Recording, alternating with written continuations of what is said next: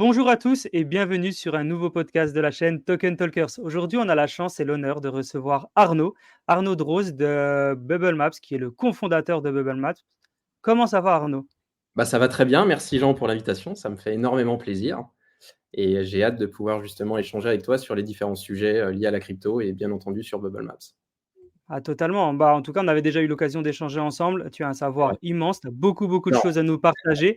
Là, si elle est quand même, tu es quand même très costaud dans sur la data l'écosystème. on-chain, c'est vrai, sur la data on-chain, c'est quelque chose sur lequel on travaille déjà depuis 2 ans. Donc, mais après, ça reste tellement large la crypto, tellement spécifique sur certains protocoles qu'on est souvent spécialiste de son domaine et c'est dur d'avoir d'autres expertises. Ouais, totalement. Bah, du coup, tu auras bien le temps de nous en parler, de nous expliquer tout ça. À mon avis, on va prendre un joli cours et on va prendre beaucoup d'infos. Je suis super impatient bah, voilà, d'en découvrir plus. Est-ce qu'avant de commencer, bah, tu peux nous dire qui est Arnaud? Par quoi tu as commencé avant d'arriver à cofonder Bubble Maps? Parce que Ouais, bien j'imagine sûr. que déjà, même découvrir l'écosystème Web3, ça vient pas comme ça. Est-ce que tu peux Mhm. nous en dire un petit peu plus? Alors, j'ai un background classique. J'ai fait une école d'ingénieur sur Paris. Trop Au cool. cours de cette dernière année, j'ai eu l'occasion de partir en Inde pendant 1 an, donc c'était un double diplôme. Ça m'a mis un petit choc quand j'ai vu que j'allais partir 1 an étudier sur les énergies, surtout le pétrole. L'Inde est l'un des plus gros raffineurs au monde et j'avais une spécialisation dans les énergies, finance des énergies, et puis du coup, je suis parti là-bas. Donc, expérience sensationnelle, tu apprends énormément sur toi parce que tu es sans cesse remis en question. C'est un pays au début qui est un petit peu intimidant. Et au final, toutes les choses qui ont pu être vécues justement en Inde m'ont permis aussi pour la suite, pour pouvoir justement apprendre sur toi et surtout pour entreprendre.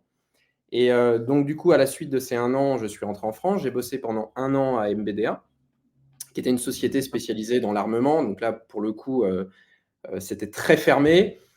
Expérience aussi incroyable parce que j'ai rencontré mon associé Nicolas Véman, qui est CEO de Bubble Maps. Et on n'a jamais décroché depuis tout ce temps-là. On n'arrêtait pas de parler de crypto d'ailleurs à l'époque. Et puis après, nos chemins ont divergé, mais on est toujours resté très proches en tant qu'amis. Eux ont monté une société avec Léo aussi, qui nous a rejoint en tant que cofondateur, qui s'appelait Cryptonavia, qui était une société un peu d'analyse et c'était aussi un agrégateur de différentes cryptos. Donc c'était à un stade relativement early, mais ils ont aussi beaucoup appris de leur côté. Et moi, je suis retourné en Inde avec un ami, monter une société en supply chain d'import de wine and spirit. Mes grands-parents sont de Gevrey-Chambertin. C'est un domaine, le vin, qui m'a toujours passionné. Et en rentrant en Inde, je me suis dit, mais c'est dingue, quoi. Il y a toujours pas de vin français. Bon, il faut être un peu totalement fou, parce qu'au final, je ne serais pas parti en Inde avant. Jamais je ne serais reparti en Inde après. Mais du coup, j'ai contacté un ami de promo et je lui ai dit, écoute, il y a vraiment quelque chose à faire. On a pris nos valises, on est parti à Delhi. Et pendant Oh. 3 ans, on a vécu cette aventure qui était tout simplement magique. Ça a été le parcours du combattant. Et au final, tout ce qu'on a vécu justement en Inde, c'est avéré aussi compliqué en France pour créer une boîte dans la crypto. Tu vois, c'est deux parallèles où il faut mettre vraiment les deux pieds dedans pour pouvoir justement savoir comment ça va se passer, comment tu entreprends, comment tu ouvres un compte bancaire. Hein, c'est toujours le même setup. Malheureusement, la société en Inde, via le Covid, a été très compliquée à gérer par la suite. C'est souvent des gros groupes en Inde qui gèrent les alcools et ils ont une faculté de pouvoir se mettre en pause et de ne pas se payer ou de payer personne pendant des mois. Et c'est sûr que pour nous, c'était relativement compliqué. On a tapé dans notre trésor. Je suis rentré en France le 20 mars 2020. Et puis, du coup, je n'avais pas de chez moi. Je suis rentré chez mon père, qui avait à l'époque une société en informatique, électricité. Donc, il faisait de la construction de bâtiments et dedans, il mettait tout ce qui était fibre optique, électricité générale, tableau d'alimentation. Donc, c'était une société Génial. familiale. Et puis, du coup, mon père avait besoin de moi à l'époque. Et j'y ai commencé à travailler 1 mois, 2 mois, 3 mois. Comme ça, je pouvais gérer un peu l'Inde en même temps. Et puis, malheureusement, l'Inde a été compliqué. On a décidé de fermer ça. Et je me suis inséré dans cette société familiale que je pensais réellement reprendre. Parce que je me suis dit, bon, voilà, c'est la vie. J'ai tenté une expérience entrepreneuriale qui m'a beaucoup appris, mais malheureusement, qui a fail. Et je me suis retrouvé à Dijon, donc dans ma ville natale. Et j'ai commencé à travailler, comme je t'ai dit, 1 mois, 2 mois, 3 mois. Et ça s'est prolongé sur 1 an ou 2 ans.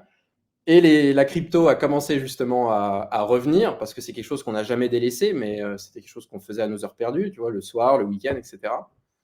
Et puis un jour, on a eu l'idée, mais c'était vraiment une simple idée. On n'était pas du tout full-time.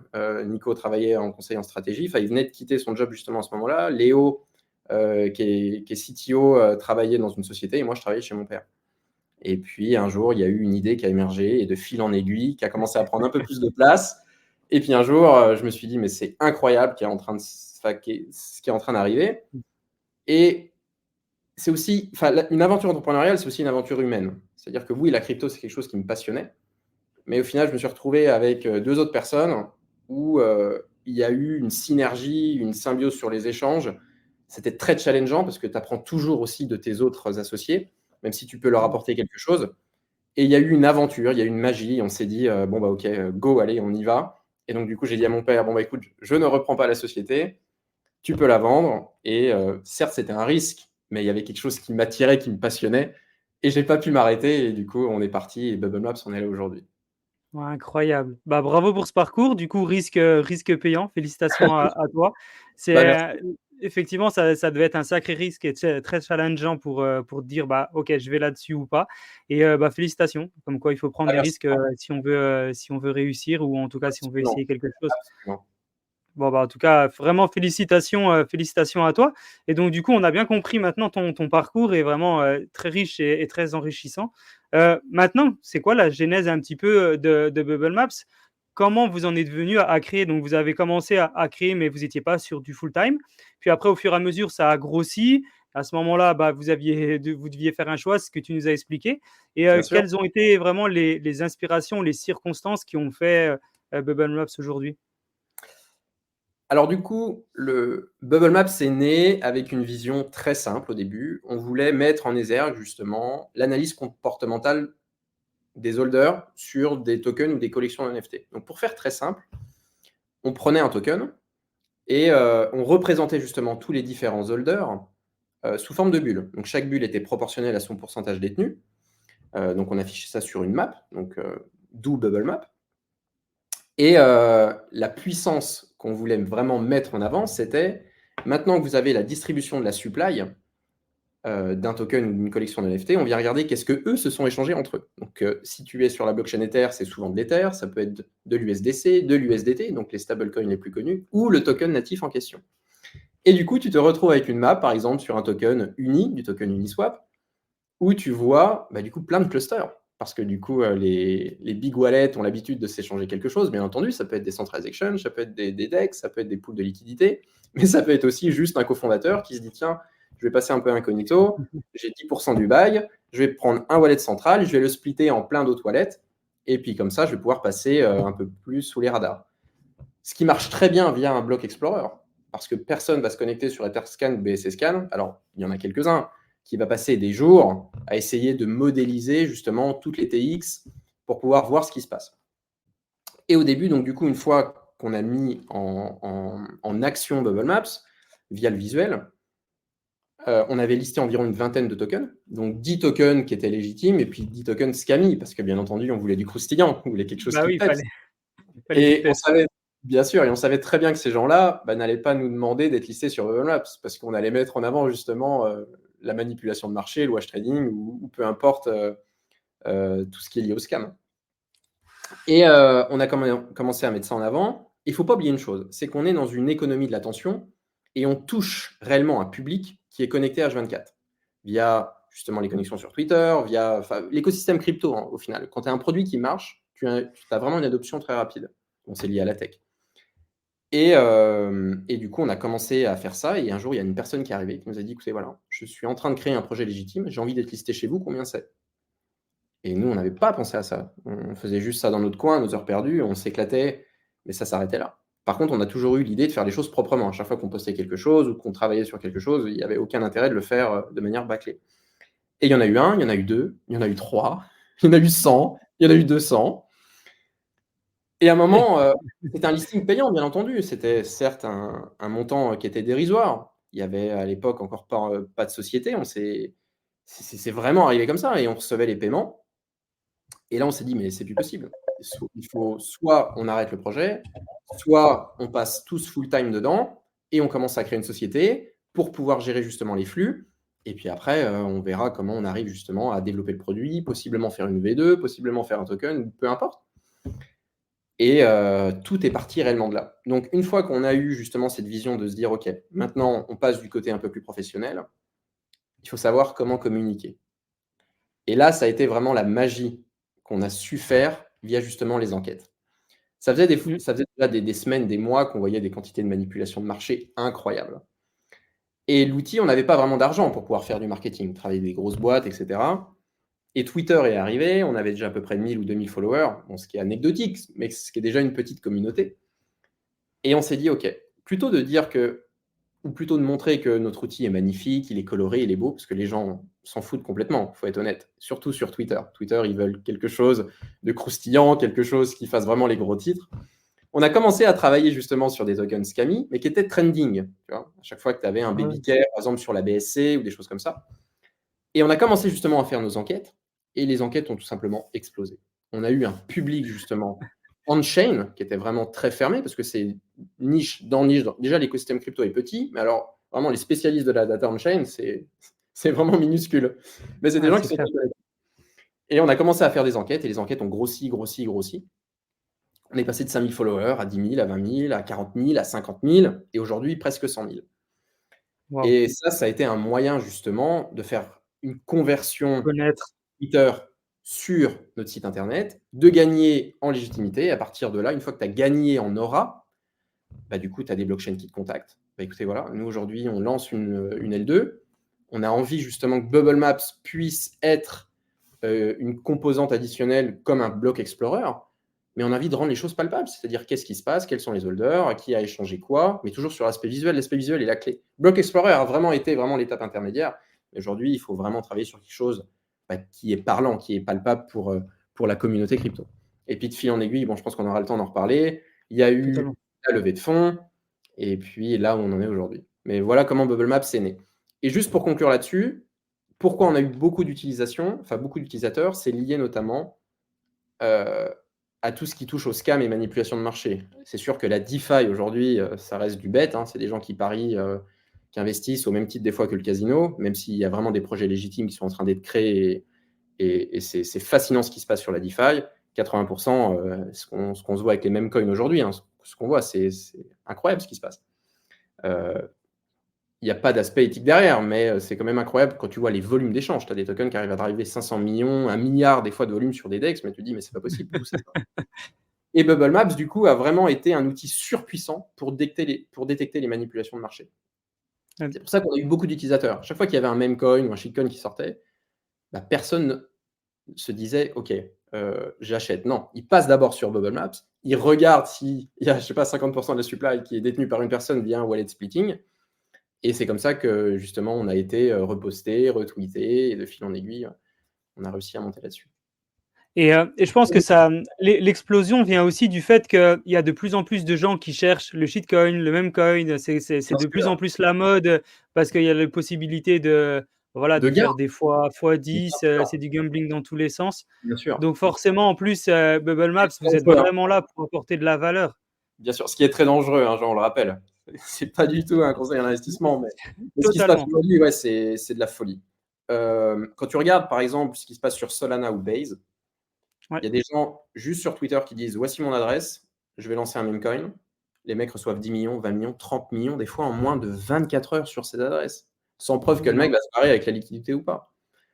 Sur Bakery Swap, ils ont eu un launchpad où ils ont lancé un meme coin il n'y a pas longtemps, il y a à peu près 15 jours, 3 semaines.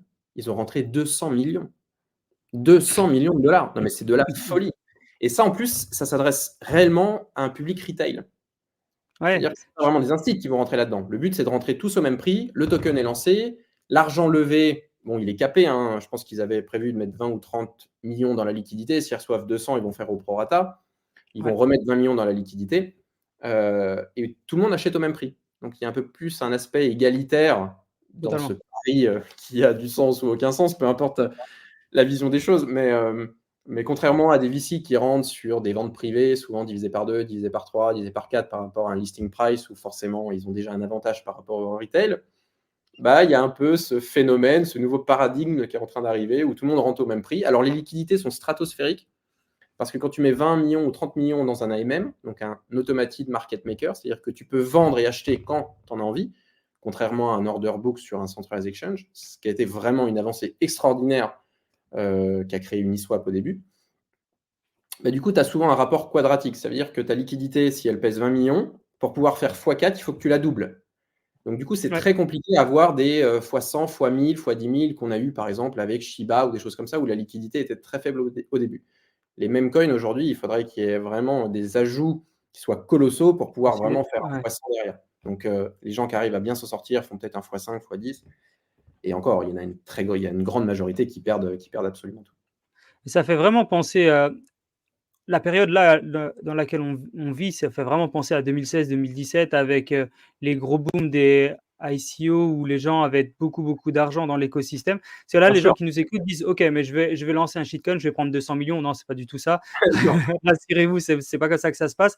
Mais c'est vrai qu'à l'époque 2016-2017, bah, il y avait beaucoup de gens qui avaient déjà investi dans les cryptos depuis 3, 4, 5 ans, qui savaient pas quoi faire de leurs cryptos parce qu'à l'époque, en fait, on pouvait pas les sortir comme ça. On ne pouvait pas Bien les sûr. convertir en euros trop facilement. Donc, qu'est-ce qu'ils faisaient? Ils disaient, bon, bah, comme je vais pas retirer mon argent, je vais réinvestir dans un projet crypto. Et puis, du coup, c'est pour ça qu'il y avait des gros booms. Et il y a beaucoup de gens qui se sont gavés en faisant des énormes arnaques. Et bah, j'ai un peu l'impression que on revient dans cet écosystème-là. Et du C'est vrai. coup, bah, grâce à Bubble Maps, on peut justement faire attention à ce qui se passe. Et on pourrait justement voir si c'est scammy, si c'est pas scammy, s'il y a quelqu'un qui est en train de faire une manipulation ou quoi que ce soit. Et ça, c'est quand même super, super important. Bien sûr, bien Et, sûr. euh, Alors, et on voit vraiment la force bah, de Bubble Maps, hein.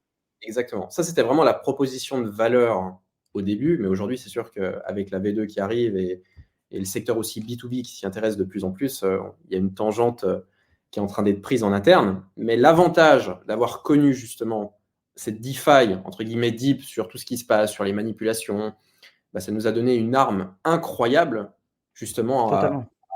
en termes de skills, justement, pour bah, des milieux liés à la sécurité, à la cybercriminalité.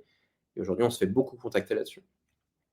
Et en plus, il y a un sujet qui est très important et que les gens aiment, mais que ça soit dans l'écosystème Web3, mais comme dans les autres écosystèmes, c'est tout ce qui est un peu trash, news, potin, que ça soit au niveau des stars, mais que ça soit les trucs, oh là là, il y a un projet qui est scammy, ou oh là là, il y a la personne qui a volé ça. Enfin, on voit même dans les reportages, ce qui marche le plus, c'est pas forcément des reportages sur les choses intelligentes, souvent les Bien sûr. reportages sur les trucs je sais pas, de vol, de drogue, de trucs comme ça. Enfin, quand c'est un peu trash, et que les gens se disent, oh là là, il y a quelque chose derrière, ça fait parler. Et vous êtes involontairement dans l'écosystème, même si un peu vous avez travaillé là-dessus, mais vous n'êtes pas dans l'écosystème pour faire du bruit, vous êtes dans l'écosystème pour justement apporter une solution à ça et mettre en avant, pas comme des Mmh. journalistes, mais un petit peu comme ça, mettre en avant les problèmes qu'il y a. Et ça, c'est C'est un tellement bien. c'est un très bon point, Jean, parce qu'au début, il y a beaucoup de gens qui nous disaient: «Mais attendez, mais vous êtes, un média». Ouais, bah, c'est sûr. Et justement, via l'aura qu'on avait sur Twitter, alors tu l'as résumé, c'est sûr qu'aujourd'hui, c'est si tu veux faire des vues sur Twitter, il faut les codes Twitter. Il faut parler forcément de choses, qui sont susceptibles d'intéresser. Mais la beauté de la data on-chain, est liée à la crypto et ce qu'on a essayé justement, de merge, c'est qu'à chaque fois que tu as un token ou un sujet qui est trending lié, je sais pas, à un scam, bah, l'avantage de Bubble Map, c'est qu'on pouvait tout de suite s'y engouffrer et on peut toujours s'y engouffrer. C'est-à-dire qu'on suit toujours les tendances. Aujourd'hui, tu as une émancipation de la blockchain Base, Solana qui était encore un mois, même si c'est des gens qui sont là déjà depuis longtemps. Mais du coup, on travaille un contenu qui va être en adéquation avec justement les phénomènes du moment. Et ça, c'est un défi technique très compliqué pour nous, surtout sur la V2, parce qu'on fait une ingestion de données qui est complètement en interne. On en reparlera après. Où du jour au lendemain, on ne peut pas se dire, tiens, on va sur Base. Vu qu'on vient télécharger directement toute la blockchain dans nos serveurs, bah, des fois, ça nous demande du temps. BTC, ça fait 1 an que ça Claire. run pour pouvoir télécharger toute la blockchain en interne chez nous. Parce que Ah. derrière, on développe des algos pour pouvoir aller chercher cette data, la ranger de manière uniforme pour pouvoir justement uniformiser le travail du front-end par derrière. Ok. Ultra clair. Peut-être avant qu'on continue d'avancer, il y a un mot que tu utilises très souvent, c'est la data on-chain. Est-ce Oui, qu'avec tes mots, de manière ultra simple, tu arrives à nous expliquer c'est quoi la data on-chain? bien sûr. Alors déjà, c'est sûr que l'univers de la data sur l'aspect crypto est coupé en 2 parties. Tu as la on-chain et la off-chain. La on-chain, c'est tout ce qui se passe sur les protocoles décentralisés, c'est tout ce qui se passe sur la blockchain et qui est inscrit dans des blocs. C'est-à-dire Mmh. que sur toutes les blockchains publiques, c'est de la data qui est accessible. Alors oui, c'est de la raw data, c'est de la data brute, il faut aller la chercher, c'est toujours un peu compliqué. Mais c'est vraiment de la data qui est accessible. Très simple. Tu as un non-custodial wallet, un MetaMask, et tu interagis via un protocole décentralisé type Uniswap, où tu as de l'Ether et tu veux les swapper contre de l'USDC. Tu vas travailler, enfin justement, tu vas faire un swap avec ce DEX. Tout va être inscrit dans la blockchain. Et derrière, nous, c'est de la data qu'on pourra aller chercher et retranscrire s'il y a eu des transferts sur des tokens ou des collections de NFT. Et après, tu as l'aspect off-chain, qui lui, pour le coup, c'est surtout ce qui se passe sur des centralized exchanges. Par exemple, un Binance. Quand tu envoies de l'argent sur un deposit adresse, c'est toujours on-chain. Parce que du coup, ça vient d'un non-custodial wallet, par exemple ton MetaMask, sur Binance. Donc ça, on peut le voir. Ensuite, Binance va tout de suite récupérer cet argent, surtout si c'est des gros montants, pour les mettre dans le hot wallet de Binance. Ça, c'est toujours on-chain. Par contre, après, tu as une interface utilisateur où tu peux acheter du BTC, acheter de l'Ether, et ça, c'est dans l'engine interne de Binance. Et personne ne peut savoir qui a acheté, combien. Alors après, ils fournissent des API justement pour pouvoir analyser, et il y a des gens qui sont spécialisés là-dedans. Mais on ne peut pas mettre un KYC derrière, on ne peut pas savoir qui a fait quoi. Ça reste des volumes d'échange, la volume de data qui est traitable derrière. Donc, tout ce qui est, pour résumer, tout ce qui est on-chain, c'est tout ce qui est public et traçable, et tout ce qui est off-chain, c'est tout ce qui n'est pas public et pas traçable. OK. Bon, bah, je pense que je pense que les gens ont réussi à comprendre. Ça Donc, reste technique, hein. On sait que l'écosystème Web3, c'était quand même, pas forcément l'écosystème où il y a les mots les plus simples. De toute façon, à partir du moment où on parle de finance et de tech, finance et tech séparément, déjà, c'est compliqué, avec beaucoup de mots anglophones et beaucoup de mots qui se créent un peu au jour le jour. Mais alors, quand en plus on mixe les 2, parce que, bah, la crypto, le Web3, c'est un peu de tech, un peu de finance, mais aussi un peu de choses futuristes. Forcément, pour beaucoup de gens, c'est compliqué.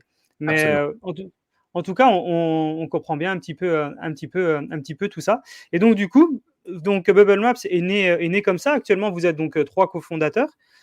Félicitations vraiment pour ce que vous faites. Et donc, du coup, les origines de Bubble Maps, si je me souviens bien, initialement, c'était en Suisse. Alors oui, c'est un très bon point. À l'époque où on a commencé Bubble Maps, on participait à pas mal d'événements, ce qui peut être la PBW là, qui est cette semaine, à Ouais. Paris, où on y sera. Si jamais il y a des gens, bon, je pense Ah, que tu publieras le post après, donc ce sera un peu tard. On aura un stand justement. Après, il y a eu ICC, puis il y a eu plein d'autres choses. Et à chaque fois qu'on rencontrait justement des projets en Europe, donc que ce soit en mhm. France, en Suisse ou peu importe, il y avait un écosystème qui était pétillant sur Genève, sur Zug, où tous les gros protocoles, tu vois, Neuchâtel. par exemple Ether qui avait sa fondation là-bas, on voyait vraiment une attractivité où on s'est dit, mais c'est dingue, il se passe quelque chose. Et forcément, quand tu lances un business, tu as envie de te rapprocher des acteurs majeurs de l'écosystème, parce que potentiellement, c'est tes futurs clients. Donc du coup, à cette époque-là, on s'est dit, bon, bah, France-Suisse, c'est à côté. On va regarder, on va commencer justement à rencontrer des avocats pour pouvoir potentiellement créer une société, comment gérer les flux financiers, se rapprocher de la FINMA, qui est le régulateur local. Et là, ça me rappelle un peu l'Inde, parce qu'au début, tout est beau, tout est rose, pas de souci. Arnaud, asseyez-vous, vous voulez créer une société, c'est très simple. Vous ouvrez un compte bancaire, vous faites ci, vous faites ça. Bon. Et alors là, ouvrir un compte bancaire sur une société crypto il y a 2 ans en Suisse, c'est, je peux presque dire, c'est impossible. Alors, en plus, on avait un produit où on se vendait, produit de sécurité. C'est-à-dire, écoutez, voilà, vous êtes un organisme financier, un organisme d'État. Aujourd'hui, vous voulez travailler justement et avoir des outils de data on-chain liés à la cybercriminalité, voire le blanchiment d'argent. On se vendait en plus comme organe qui était de sécurité. On n'avait pas créé une collection de pingouins et on avait levé 50 millions et on voulait justement partir en Suisse. Et même avec justement ces atouts-là, avec le background de chacun, ils nous ont dit, écoutez, voilà, vous avez un super outil, super projet, mais on a une politique en ce moment du pays qui est relativement compliquée. Sur tout ce qui est banque publique, ça va être pratiquement impossible. Et là, on a un peu déchanté parce qu'on s'est dit, mais c'est dingue, tout le monde nous vantait les mérites de la Suisse. Et ça a été vraiment très dur. Donc, bien entendu, la finalité, on a toujours réussi à trouver parce que, bon, on avait déjà un outil, on avait déjà un aura, une certaine légitimité. Et il y a des gens qui se sont assis et qui ont réellement essayé de comprendre. C'est ça aussi la Suisse, c'est que globalement, des fois c'est non, mais c'est assis-toi, dis-moi qui tu es, qu'est-ce que vous allez développer, et il y a toujours, je trouve, des fois un moyen de trouver une solution. Et donc du coup, on avait finalisé cette société en Suisse, et étant français, On était à Paris, Nico est à Paris aussi. Bon, j'oscille entre Dijon, Paris et la Suisse. Et Paris, pour moi, commençait à driver aussi mais des projets incroyables comme Morpho, comme Engel, avec les stablecoins décentralisés, Euro, ils ont sorti le dollar il n'y a pas longtemps. Et tous les plus gros événements au cours de ces dernières années étaient souvent à Paris, du moins sur le secteur Europe. Et vraiment, on s'est dit, mais c'est incroyable ce qui est en train de se passer. Et il y a eu justement une composante qui est arrivée, ça a été la levée de fonds. Parce que quand on a commencé à faire nos enquêtes, donc là, bon, je dévie un petit peu, quand on a commencé à faire nos enquêtes, il y a énormément de fonds, des VC, qui nous ont dit, écoutez, voilà, aujourd'hui, vous travaillez la data on-chain, c'est incroyable, on a envie de rentrer en contact avec vous, et on veut vous aider justement à scale et à développer le produit. Et en plus, en étant en France, c'est sûr que ben, tu as toujours des amis avocats, tu baignes dans l'écosystème, et on s'est rendu compte que c'était bête de passer à côté de ça. Donc du coup, on a remonté une société en France, Cocorico, et du coup, ben, c'est sûr qu'on était un peu incubé par Pirates, avec Bilal qui nous a aidés, après avec Equisafe, avec Maxime Sartet. Et ces gens-là nous ont épaulés, vraiment aidés pour pouvoir gérer une levée equity, parce qu'une levée equity, c'est quand même très compliqué. Quand c'est la Ouais, c'est première que tu sport. fais, tu as une quantité de papier, tu as les packs d'associés. En plus, on avait levé en partie en crypto, donc on avait deux systèmes d'apport. On avait un apport numéraire qui était en euros ou dollars et un apport en nature qui était en USDC. Comment traiter ces fonds, etc. pour respecter MiCA. Et du coup, on s'est dit, OK, vu qu'on lève des fonds et qu'on avait déjà créé une société en Suisse, la société française devient la société mère et la société suisse reprendra justement vie le jour où on travaillera vraiment le B2B auprès des institutionnels financiers, des organisations Bien. d'État, suivi à la cybercriminalité, sécurité et KYT qu'on parlera après. Donc aujourd'hui, on a ce setup-là. C'est sûr que 99%, tout est fait en France, le développement, les embauches. Mais je pense que la Suisse, on le voit énormément, on a de plus en plus de demandes sur le B2B là-bas. Et une fois qu'on aura vraiment finalisé notre V2, parce qu'on travaille en ce moment avec des organismes d'État pour pouvoir finaliser quelque chose, je pense qu'on pourra dupliquer Ok. facilement ce qui se passe en Suisse. Ouais, bravo. Bravo. On voit qu'il y a quand même une vision et vous avez su rebondir dans des moments où, pas difficiles, mais des moments où vous avez des challenges. Donc, félicitations à vous d'avoir relevé ces challenges haut la main. Et je suis 100% d'accord avec toi. Bon, bah, je connais très, très bien la Suisse. J'y vis. Donc, ça, je connais parfaitement. Et c'est vrai que c'est un pays qui est en train d'exploser, mais qui explose à son rythme. La Suisse, ça a son propre rythme. C'est quand même un pays de banque, donc forcément, ça prend toujours un peu plus de Absolument. temps aussi à faire bouger l'écosystème. C'est un tout petit pays, mais avec plein de petits cantons, avec chacun sa politique, ses lois, parfois ses langues. Absolument. Et c'est ça qui est C'est, bien. c'est- C'est ça qui est bien. ouais, Excuse-moi, Jean, je t'ai coupé, mais mais non, non, mais c'est ça, tu as raison. Mais par contre, quand tu dois faire bouger les choses, il faut que tu fasses bouger tous les cantons, donc c'est un peu plus ça, c'est compliqué. vrai. Pour Ça, monter c'est au niveau fédéral et tout ça, c'est sport. Mais en tout cas, non, tu as raison, l'écosystème suisse est intéressant, mais ça va un peu plus vite à Paris.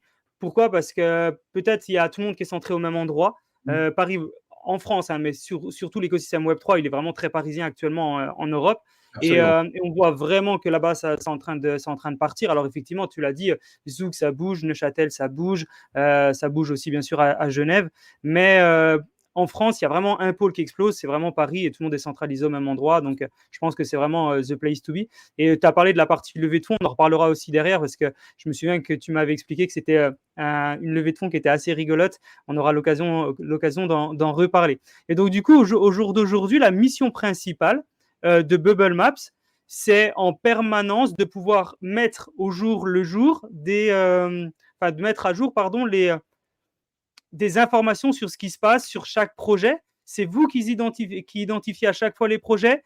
On peut venir frapper à la porte aussi pour proposer des projets. Comment ça se passe, toute cette mission actuellement et vos objectifs? Alors, au début, donc Bubble Maps avait une proposition de valeur qui était c'est un outil toujours aujourd'hui d'analyse et de visualisation de data on-chain. À l'époque, on avait D'accord. juste environ 20-30 projets et tous ceux qui voulaient être listés, on les rajoutait à la liste. On a très vite compris que ce n'était pas quelque chose long terme, surtout pour avoir des utilisateurs. Donc, on a très vite arrêté ça et on a rendu l'outil accessible, public et gratuit pour pouvoir analyser tous les tokens sur les blockchains où on était. Donc, il y avait encore aujourd'hui Ether, Polygon, Phantom, Avalanche, principalement des blockchains EVM. Et du coup, l'analyse et la visualisation de data on-chain, comme le fait Bubble Maps, c'est vraiment notre cœur de métier. C'est-à-dire que peu de sociétés aujourd'hui sont focus uniquement là-dessus. Et nous, clairement, c'est 100% de notre temps qui est dédié à la visualisation. C'est pour ça que ça prend des fois du temps. Aujourd'hui, il y a eu un changement assez intéressant qui est lié justement aux perspectives d'évolution. Donc, pour résumer, on peut analyser tous les différents tokens ou collections de NFT. Mais bien entendu, il faut les rajouter des features, il faut les rajouter justement un moyen de pouvoir commencer à attirer d'autres clientèles, que ce soit sur le secteur B2B, sur le secteur B2C. Et bien entendu, la composante manipulation de marché et scam reste encore aujourd'hui énorme, parce que tu peux vraiment visualiser dès que tu as du wallet splitting, etc. Mais aujourd'hui, il y a beaucoup d'autres choses qui vont arriver. Bon, je ne peux pas encore tout te dire, mais notamment liées à la sécurité. Aujourd'hui, il y a un vrai enjeu de souveraineté nationale en France. Fais du teasing, fais du teasing. Aujourd'hui, il y a un vrai enjeu de souveraineté nationale et lié surtout à la cybercriminalité. Et on s'est fait contacter par des organes de sécurité justement pour proposer nos services. À l'époque, Bubble Maps, on affichait juste les 150 plus gros top holders, donc ceux qui détenaient le plus de tokens. Mais ce n'était pas quelque chose qui était permissible. C'était très compliqué pour l'utilisateur de rajouter d'autres wallets, avoir une temporalité. Donc, c'était un peu au jour le jour. À chaque fois qu'il y avait un refresh, il y avait un timestamp où, en gros, tu affichais la map de ce qui se passait. Et nous, à chaque fois qu'on faisait un refresh, c'est-à-dire qu'on mettait à jour, qu'on computait la map, forcément, c'est des ressources, c'est de l'argent parce que tu bossais avec un data provider. Et on s'est dit que ça, ce n'était pas du tout viable sur la prochaine version qu'on avait en tête. Donc, on a mis le back-end de côté et on s'est dit aujourd'hui, on va travailler une ingestion complète en interne.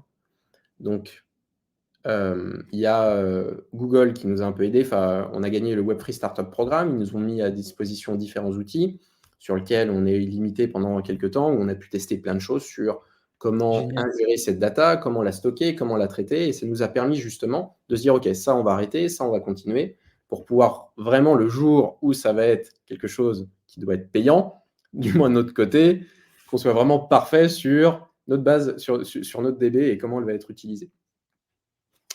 Aujourd'hui, Bubble Maps V2, du moins sur la partie back-end, est terminée. On a déjà la V2 qui tourne en interne et c'est quelque chose qui va être accessible au cours des prochaines semaines, prochains mois.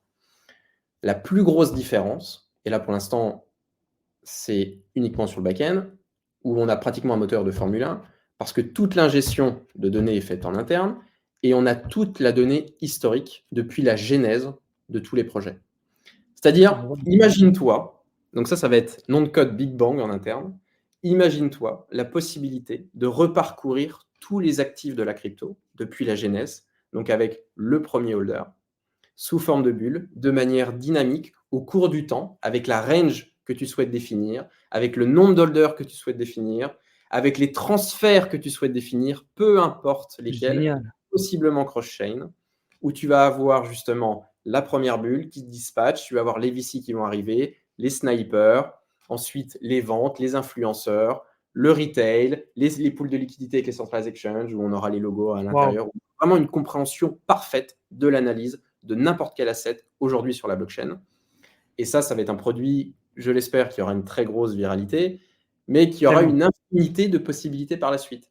C'est-à-dire qu'aujourd'hui, on a énormément, enfin du moins, notre source est surtout liée sur le front-end. Parce qu'aujourd'hui, pour revenir sur des organes de sécurité, ils vont nous dire, voilà, aujourd'hui, on a vu qu'il y avait un scam et on a besoin de retrouver justement les liaisons de connexion à un centralized exchange sur ces deux wallets que je vais vous donner. Donc nous, derrière, on a des logiciels où, enfin, on a Bubble Maps qui va justement nous dire les degrés de connexion qu'on a justement pour remonter un centralized exchange. Bon, là, on parle vraiment de très grosse manipulation de marché, très grosse scam à plusieurs dizaines, voire centaines de millions de dollars. Mais en fait, ça a été un travail qui a été énorme sur la dernière année lié au back-end. Parce qu'en fait, c'est vraiment c'est notre bébé, le back-end. Une fois qu'on a vraiment quelque chose de propre et de clean, le travail du front se fait au fur et à mesure, mais il est toujours fait de manière uniforme. Donc, c'est ça qui est cool. Donc, un organe de sécurité peut nous dire, écoutez, voilà, je vais vous donner 1000 wallets, je veux les afficher de manière visuelle, je veux voir que les échanges en USDC de janvier 2022 à février 2022 sur un montant supérieur à $1 million, et boum, tu as la map.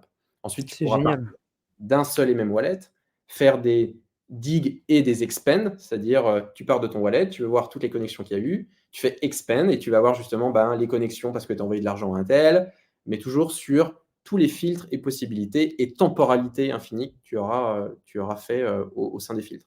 Donc c'est pour ça que du coup aujourd'hui, on a eu beaucoup de demandes sur ce secteur-là, financier aussi, via le KYT, parce qu'on est en train de développer aussi des modèles d'LLM et un peu d'IA pour faire de l'analyse comportementale liée à ton antériorité.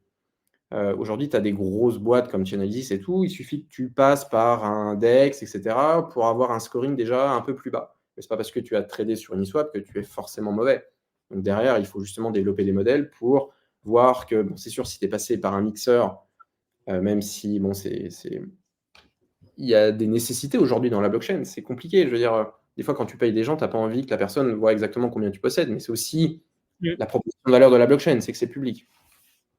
Mais voilà, aujourd'hui, il y a vraiment une possibilité, une infinité, et on verra bien. Et aujourd'hui, on est vraiment, mais on n'a qu'une envie, c'est que la V2 sorte pour pouvoir montrer tout ça, montrer les possibilités. Et il y a un paquet de features qui sont en train d'arriver, mais ça va être l'un des outils de data on-chain les plus visuels et pratiquement les plus puissants qui existent aujourd'hui. C'est ce que j'allais dire justement. Ah ouais, non, puis on ressent ton excitation. Tu l'as réussi, tu l'as teasé, mais de manière involontaire. C'est juste parce que le produit est formidable, donc forcément, tu en parles et ça donne envie. Et je pense qu'aussi une grosse force de Bubble Map, c'est la partie visuelle. Tu étais justement en train de le dire et c'est là-dessus que je voulais revenir.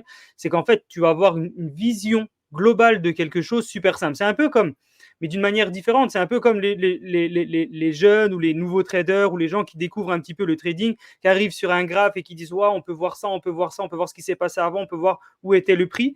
Bah là, c'est pareil, mais c'est même mieux. Parce qu'en fait, au-delà de voir où était le prix, qu'est-ce qui s'est passé, on peut voir qui a investi à quel endroit, à quel moment, peut-être pas exactement qui, mais le nombre d'actionnaires qu'il y avait à ce moment-là, d'investisseurs, d'acheteurs, d'holders et tout. Et c'est quand même un truc formidable. Et du coup, il y a des gens qui vont juste passer des journées complètes à aller regarder les trucs.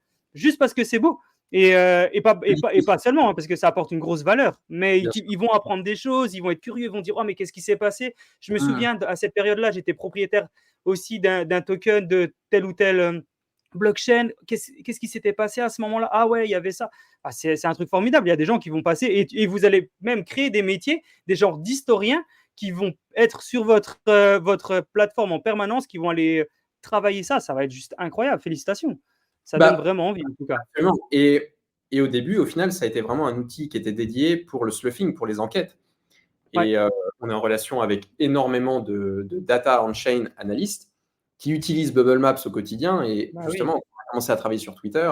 On s'est dit, OK, bon, Zach XVT n'est pas encore chez nous, mais bon, c'est un peu compliqué. Bon, c'est un peu le maître dans ce domaine. Mais aujourd'hui, tu as plein de data analystes, justement, qui utilisent Bubble Map au quotidien. Et c'est aussi avec ces gens-là qu'on développe l'outil. Comment faciliter, comment accélérer, comment visualiser rapidement tous les différents clusters, estimer si c'est ou non de la manipulation de marché, voir les différents mouvements. Tu vois, par exemple, aujourd'hui, il y a une narrative liée à la crypto qui est souvent sur le RWA, le Real World Asset. Il existe déjà depuis longtemps. Hein. Un USDC ou un USDT est déjà du Real World Asset. Mais il y a des gens qui créent des collections de NFT, par exemple, pour tokeniser de l'equity ou plein d'autres choses. Et des fois, ce sont des produits qui sont vendus à des gens qui ne sont pas dans l'écosystème crypto, mais qui ont besoin de visualiser justement ce qui se passe. Quand tu tokenises de l'equity, au final, ça reste juste des holders, donc des bulles. Après, les gens peuvent peut-être s'envoyer de l'equity sur des systèmes de rachat, ils peuvent rentrer, ils peuvent sortir, et de pouvoir visualiser ça sur une interface qui va être propre à chaque client, où ils pourront labelliser. Et c'est un peu vraiment une cap table que tu vas pouvoir justement aussi dupliquer. Des possibilités là-dessus, il y en a beaucoup. Il y a aussi Interstellar, je sais pas, que tu connais, où ils tokenisent justement le vin. Et à chaque collection de NFT qu'ils créent justement pour les domaines, on est en train de regarder comment on peut justement travailler avec eux pour que le domaine puisse, de manière visible, voir qu'est-ce qui s'est passé, qui est rentré, labellisé toujours en interne. Hein, ce ne seront pas des labels auxquels on aura accès, mais au moins ils auront vraiment un stamp Bubble Map s'il veut faire un export ou voir qui est rentré, qui est sorti, les différents PNL de chacun. Ça reste vraiment un outil puissant sur cet aspect-là, qui est manquant. C'est très compliqué de demander à ces gens-là, tu vas sur Etherscan et tu regardes justement le trop compliqué. qui a été transféré. Donc, il faut toujours qu'on reste sur quelque chose de simple. Et c'est aussi notre vision aujourd'hui. C'est-à-dire, la V2, c'est très simple de rajouter des features, mais il faut que ça reste quand même épuré, vraiment clean.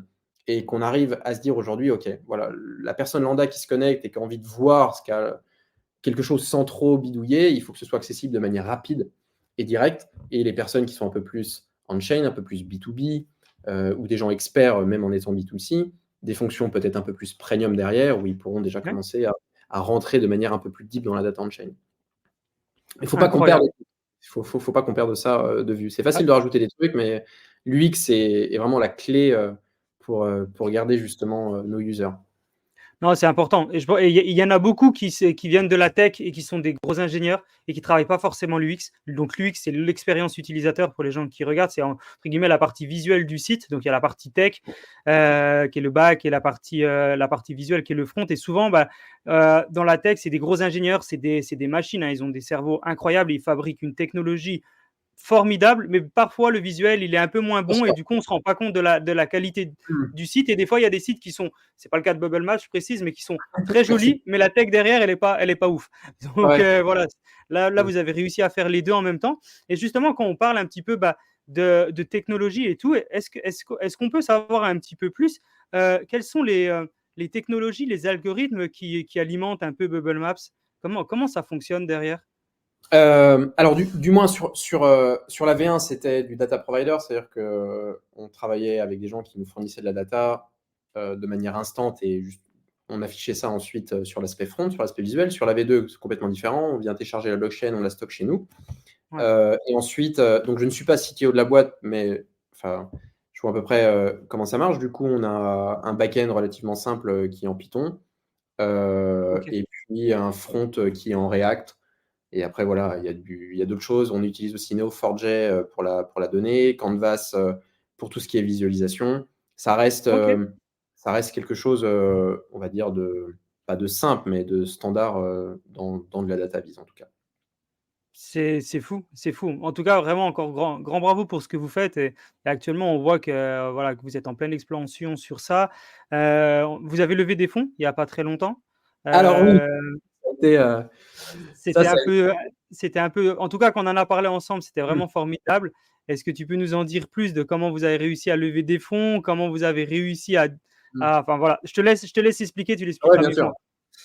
Euh, bon, on est un peu des ovnis parce que du coup, même si on avait fait un peu de CA, ben, à l'époque et encore aujourd'hui, on n'en fait toujours pas, mais c'est normal, on est une boîte dans la tech Ouais. et tant que la V2 n'est pas arrivée. Euh, Déjà, on a réussi à lever parce que on a réussi déjà à créer un outil, donc Bubble Maps, qui était visuel. On avait de la traction, on a des utilisateurs. Aujourd'hui, on a environ 200 000 300 000 utilisateurs par mois, uniques, donc ce qui est déjà important. Alors, c'est sûr, par rapport à des monstres dans l'écosystème, on est toujours petit. On Deux a trois cent réussi mille, à... c'est énorme. Ouais, c'est déjà beaucoup. On a réussi à fédérer, on a réussi à avoir une communauté. Et bien entendu, les enquêtes sur Twitter ont été un game changer, mais incroyable. Donc, comme je t'avais dit, à l'époque, on n'avait pas vraiment de vision de levée. C'est juste que quand on a commencé à avoir justement cette émancipation et le fait de poster du contenu de manière régulière et addictive, parce que des fois, on en faisait même des sagas. Tu vois, on travaillait sur Shiba. Euh, on avait justement montré que l'un des cofondateurs détenait à peu près 10 à 15% de la supply, mais il avait fait un beau wallet splitting avec un wallet central. Et juste derrière, qu'est-ce qu'il a fait? Il a remodifié son comportement donc en refaisant d'autres transferts pour passer incognito. On a refait un tweet numéro 2, un tweet numéro 3, et les gens suivaient ça avec intérêt. Ouais, bah On ouais. a même reçu un message de ce cofondateur en disant écoutez, voilà, vous avez révélé mes wallets, je veux passer incognito, veuillez supprimer ça. Bon, tu nous connais, bien entendu, on n'a rien fait. Mais on est vraiment dans la crypto-politique. Aujourd'hui, on fait du bruit. On reparlera des SAVM, qui a été l'une de nos dernières grosses enquêtes, qui a été mais incroyable. Et on a réellement intrigué avec ça. Les gens se sont dit, mais comment ils arrivent justement à communiquer, comment ils arrivent à fédérer, c'est qu'il se passe quelque chose. Et pour nous, c'était très simple de vendre Bubble Labs. Déjà, c'est un produit qui est très coloré, très pétillant et qui attire l'œil. Peu importe que tu sois dans ce domaine ou non, il y a un effet waouh qui est incroyable. Mmh. Donc du coup, c'est toujours avec passion, avec envie qu'on présente, qu'on présente l'outil. Et donc du coup, quand on avait atteint à peu près 60 000, 70 000 followers, il y a eu une enquête qui a été aussi un gros changement, celle d'Uniswap. Donc en fait, on avait vu que sur le token Uni, il y avait plus de 4% qui est détenu par un fonds d'investissement américain, Andreessen Horowitz et Stinzy. Et c'était une forme géométrique magnifique avec une belle symétrie où tu avais un wallet central qui avait envoyé 0,25% à 9 autres wallets et le cluster total faisait 4%. Donc, on a mis un peu de temps à labelliser et à voir que c'était Exitindie parce qu'il y a un vrai travail de labelling. Le labelling, c'est aussi la clé. C'est-à-dire que c'est facile de voir du pseudonyme derrière une adresse, mais si tu ne sais pas si c'est Binance, si tu ne sais pas si c'est Uniswap, si tu ne sais pas si c'est Ça des sert à grosses rien. entités derrière, Mmh. globalement, tu navigues un peu dans cet océan de données et tu ne comprends rien. Donc, il y a aussi un vrai travail en interne où le labelling est vraiment un élément clé pour la compréhension. Et lorsqu'on a justement tweeté là-dessus en disant, bon, voilà, Exitindie contrôle le token UNI, qui est le protocole, qui est un token de gouvernance d'Uniswap. Parce que, juste pour finir là-dessus, quand tu as 0,25%, tu peux émettre une idée, et quand tu as 4%, tu peux la valider, ce qu'on appelle le quorum. Donc globalement, il pouvait faire absolument ce qu'il voulait. On a fait ce tweet là-dessus, bon, de manière simple, hein, on n'a pas dit attention, c'est la catastrophe, on a juste mis en évidence par le visuel comment était géré le protocole, et on a eu un retweet de Sizi dessus, et le tweet a fait plus d'1,5 million de vues sur la data on-chain. Waouh! Yes, pour nous, c'est stratosphérique. Je pense qu'on n'a pas dormi pendant 2 jours. On était excités comme des dingues parce que c'était un peu un accomplissement. On s'est dit: «Mais c'est ouf que justement c'est un peu niche, hein, clairement. Avoir, autant de personnes là-dessus, c'était incroyable». Et là, on a reçu énormément de demandes de VC derrière en disant: «Voilà, vous travaillez la data on-chain d'une manière incroyable et on a envie de rentrer en call et go les gars, on peut voir ce qui va se passer». Donc à la base, on voulait lever 2 millions d'euros. Et on a été très, très vite oversubscribe. On est monté à 4, mais en un claquement de doigts. Et en plus en 2023. 2023, lever des fonds, c'est très dur. Ouais. Si finalement, tu as pas déjà une équipe solide, plus un produit, plus de l'attraction, tu ne lèves plus sur une idée ou alors tu vas lever 50 000 ou 100 000. Mais justement, via ça, les gens se sont dit: «OK, voilà, aujourd'hui, on va les aider à travailler sur une V2, potentiellement commencer à générer du flux et enfin, du moins du CA». Mais il y avait déjà des bases qui étaient solides. Alors peut-être ovni dans le monde standard des startups, mais pour nous, c'était un atout indéniable. Et donc, on est très vite monté à 4. On est redescendu à 2,5. Donc, on a recontacté tous nos VC, tous nos BA en leur disant: voilà, vous vouliez mettre 500 000, ce sera que 200 000. Et tous les fonds d'investissement ont été dingues. Ils se sont dit: mais c'est pas possible, jamais on nous bride, qu'est-ce qui se passe? Et les mecs qui étaient prêts à mettre 500 000 qu'on a bridé à 200, limite, ils étaient prêts à mettre 1 million juste derrière. Ah Parce qu'ils ouais, avaient ah ouais. l'impression de perdre quelque chose, tu vois ce que je veux dire? Et on a fait une inversion justement, parce qu'au début, quand tu arrives, tu fais tes premiers pitchs et tu es un peu nouveau dans l'écosystème. Donc tu te fais très vite matraquer et ce sera très vite les conditions du VC et non les tiennes. Mais quand tu as de l'attraction, au bout de quelques pitchs, on a réinversé ça. Et là, on avait le lead là-dessus et on a pu gérer absolument ce qu'on voulait. On a levé à nos conditions et vu qu'on était très vite Formidable. oversubscribed, on a fait une levée equity directe. Et ça a été à la fois une erreur et pas une erreur parce que ça nous a appris énormément.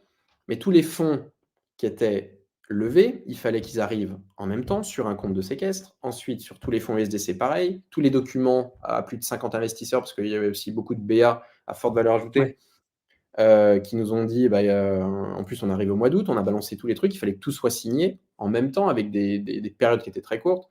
Et on s'est dit, mais en fait, c'est de la folie ce qu'on a fait. On a fait une levée equity directe. Alors oui, tout le monde était prêt à investir, mais en plus, on voulait faire ça en mai, ça a été décalé.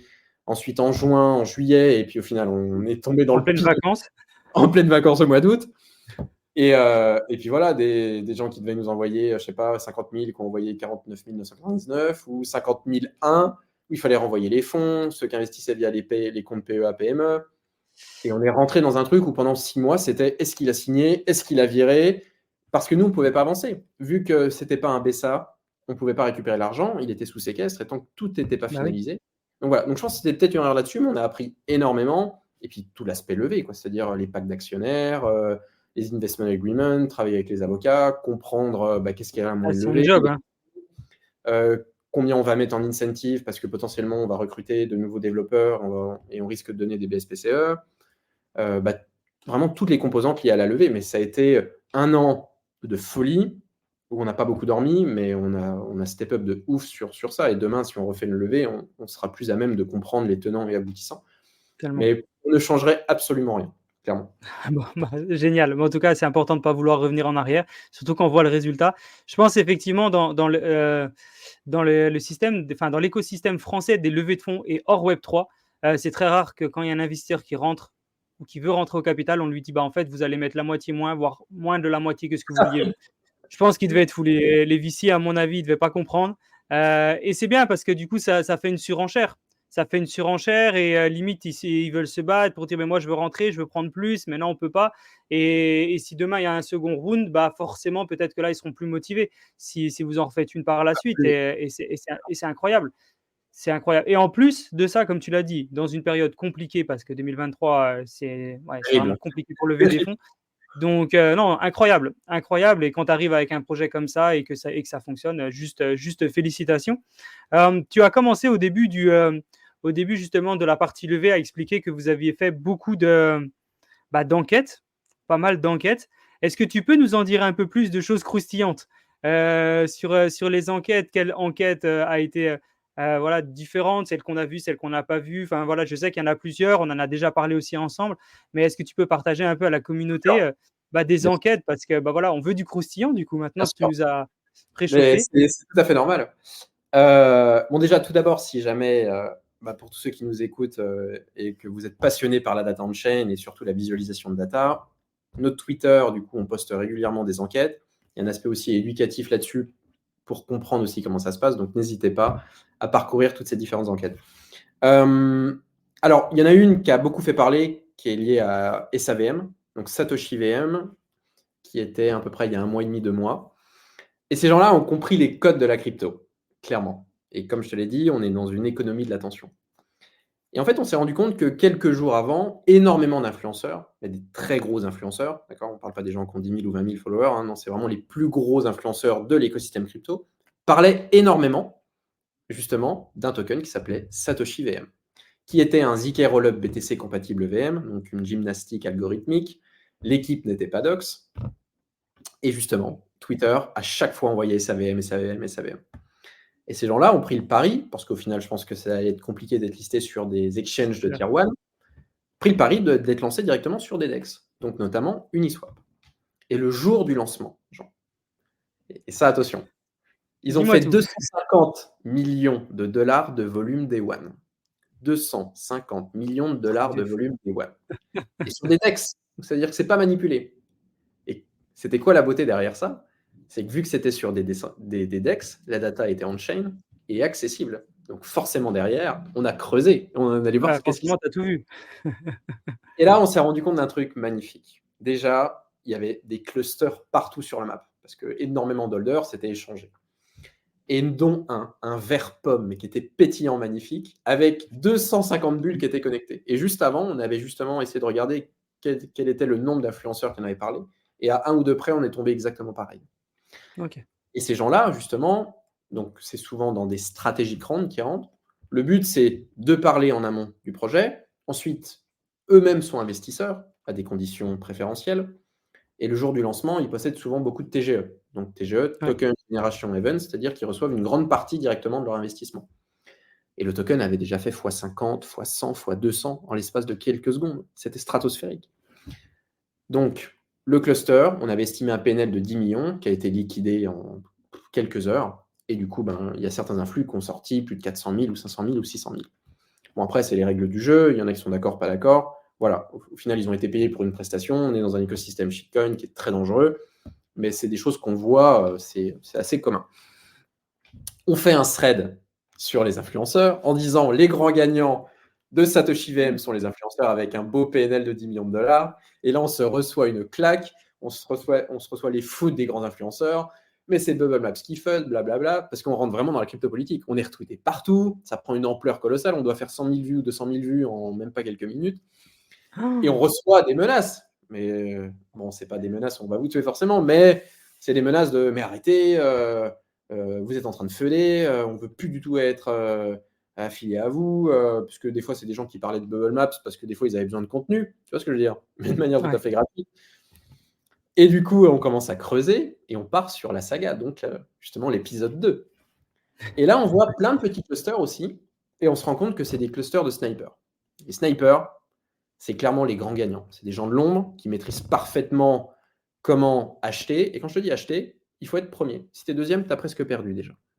Parce que quand un token se lance et que la pool de liquidité est live, c'est-à-dire que quand tu mets du Satoshi et de l'Ether et que tu as ton AMM de créer, l'Automated Market Maker, bah du coup, une fois que cette pool est live, le token est vivant, donc tu peux l'acheter et le vendre.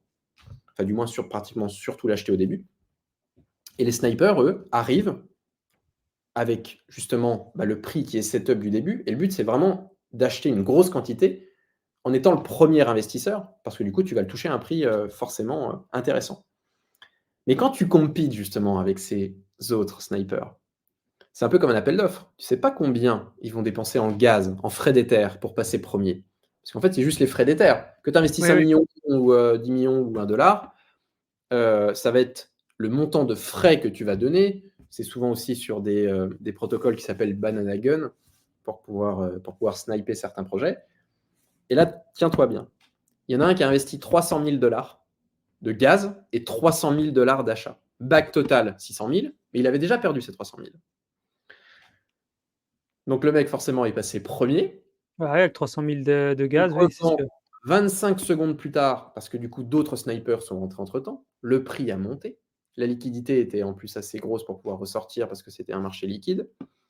Le mec se rembourse déjà au bout de 25 secondes, mais il récupère bien entendu une grosse quantité de tokens vu que le prix avait monté. Il n'a pas vendu tous les jetons qu'il avait achetés.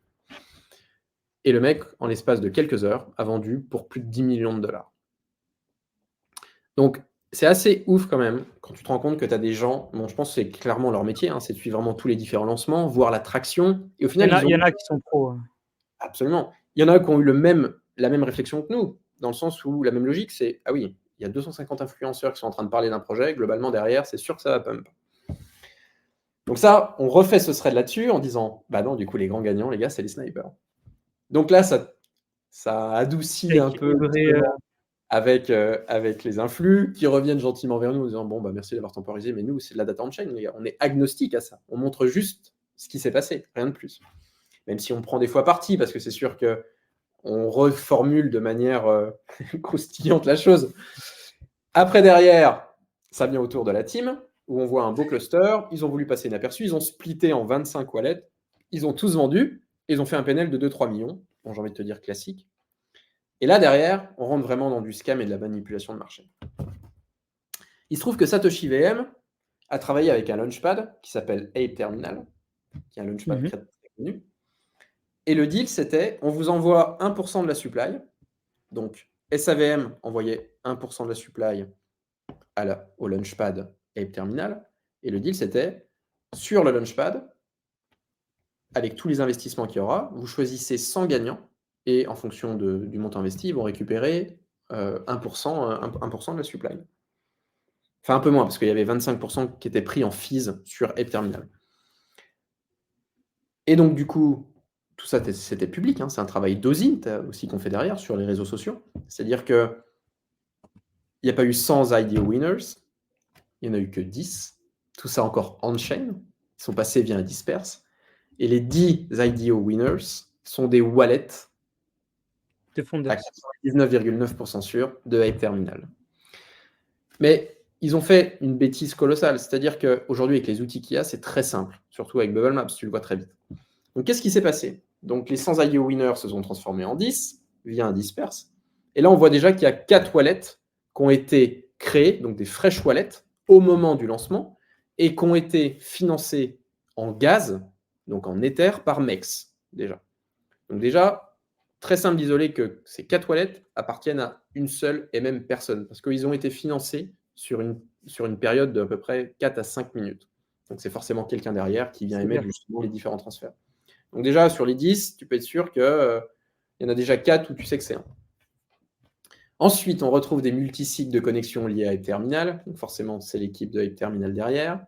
Et après, c'est exactement les mêmes patterns sur le reste. Ils reçoivent, ils vendent 25%, ils retransfèrent sur des autres adresses et ils redumment derrière. Et en fait, on a fait justement une synergie de tout ce qui s'est passé et on a fait un thread là-dessus.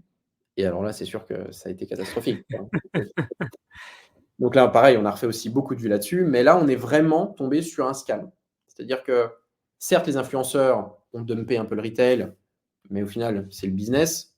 je te parle, il n'y a pas d'éthique là-dessus, hein, pas du tout. Mais au final, c'est des gens qui ont investi, qui ont parlé du projet, qui ont vendu, et ils sont partis. La team a Ils ont vendu un peu travaillé aussi.